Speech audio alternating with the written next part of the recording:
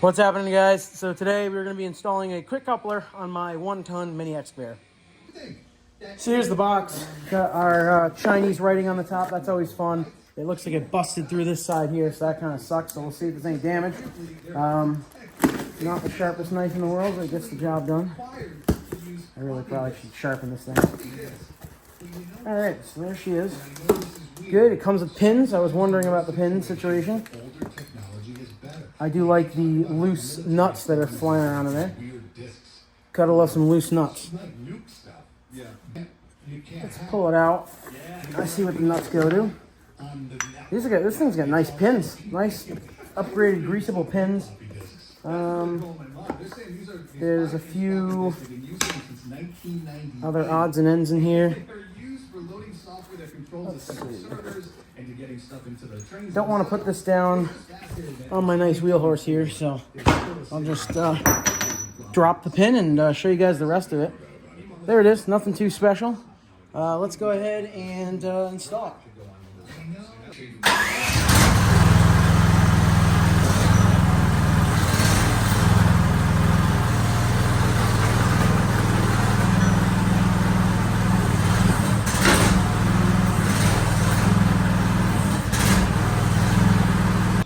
So from everything I've seen online, I've watched a couple videos just to make sure I'm doing things right. It looks as straightforward as you could probably possibly get on a piece of heavy equipment, installing a coupler on it. You take these bolts out. These bolts will be reused as the pins for this bucket. I also need to get some new pins for my ditch cleaning bucket.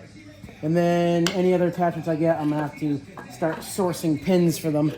Because these bolts are not 1 inch. I think they're like just slightly smaller, metric, whatever metric size that is.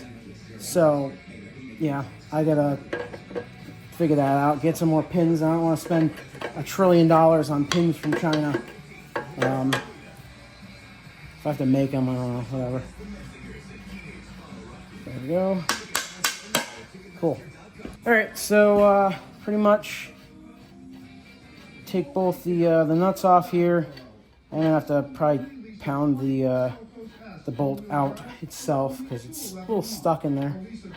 This is the big thing that everybody likes, and this is why everybody puts couplers on everything, because it's kind of a pain in the butt to get these off as is.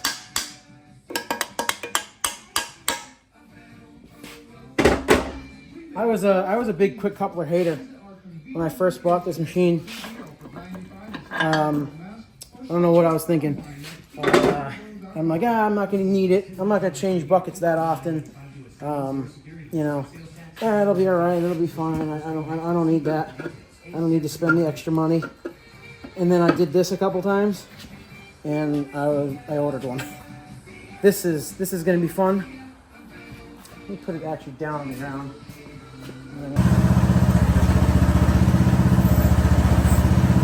All right, so now this is the easy part, hopefully. As long as everything fits, it looks like it's going to. Let me get the pin in there. There we go.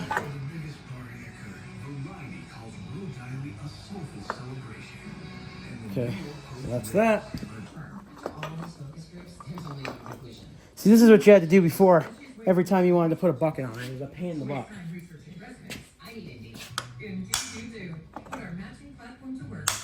There we go. There we go. So there's that.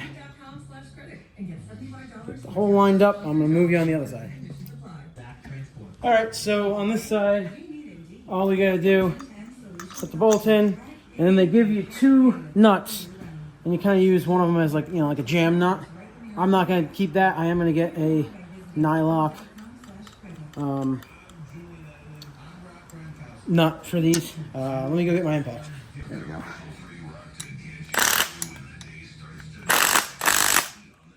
There we go. There's the bottom one, or the inner one. And then we'll toss this one on. And just snug that up against there. Now just repeat for the other one.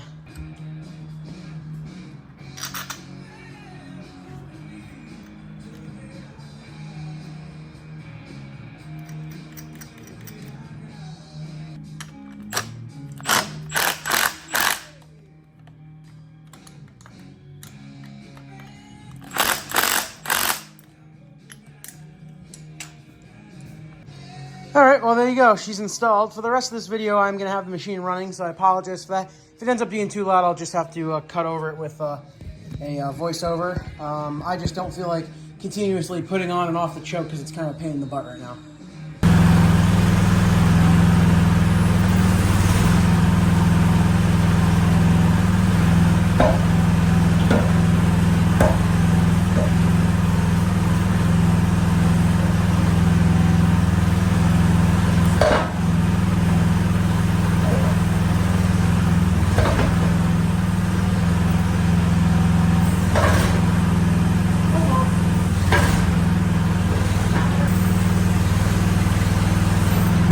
All you do to lock it down, either with an impact or a regular, there you go, with a bat or like a regular ratchet, that's all you gotta do. Pretty simple. Well, I'm pretty happy with that. I was worried the thumb wasn't gonna be long enough. It's literally the perfect length. That's as far down as the thumb goes. Anywhere up, it's got more room. So that literally, I mean, it literally fits perfect. So, hey, maybe they do know what they're doing. I did forget to grease it while I was down there. So before this thing does go out and do any more work, I will be greasing it. And I have two ways of doing it now. I'll do it both ways. On the ends of the pins, and then on either side, I can grease it. So I'll just do all that. Yeah, if you guys are interested in seeing me install this plate right here, or the hydraulic thumb, stay tuned. I will have a video out on that later. I may throw a little bit of work video, like a little bit of footage of this thing working with the coupler. Probably not for this video. I know I will be for the thumb. But yeah, so far I've been happy with this machine. Once I hit about 10, 15 hours, I'll do a quick review of it. Just, first thoughts, and then we'll see how long I keep it. So there you go. All right, well, I just want to finish this video up by saying, if you guys don't want to spend the like $80 for pins that it is on eBay for these, you can go ahead and get these 1-inch pins from Tractor Supply or anywhere like that. I believe they're about 10 bucks a piece. The 1-inch pins do not fit in the boom, in the hole in the boom. And the hole in the boom is 0.98 of an inch, so it doesn't quite fit. But it does fit on the buckets, and it does fit in the quick coupler. So I figured I'd just toss it in at the end just so you guys could see that. Yeah, I've been really happy with it so far. I've changed out attachments a few times, and it definitely makes it a hell of a lot easier. So there you guys go. Hopefully there'll be some more videos on this machine, but I hope you guys enjoyed this one. Thanks.